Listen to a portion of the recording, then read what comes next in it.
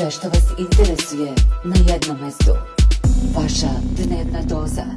Prijavite se. Ministarstvo unutrašnjih poslova, Centar za reagovanje na napade na informacioni sistem, upozorava sve građane da je u toku phishing prevara sa SMS-om koja je usmjerena na korisnike poštanskih usluga. Korisnicima se šalje lažni SMS sa informacijom da im pošiljka nije mogla biti isporučena zbog nepotpunih informacija i da za isporuku treba otvoriti link iz poruke.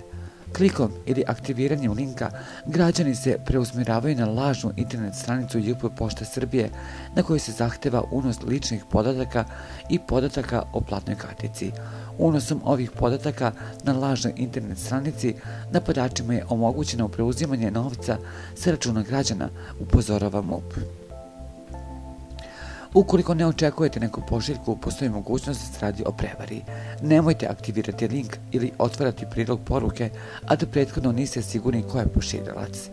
Nemojte pozivati broj sa kog vam je stigla sumnjiva poruka i ne stupajte u komunikaciju sa pošiljalcem SMS-a. JP Pošta Srbije nikada od vas neće zahtevati ovakav vid plaćanja.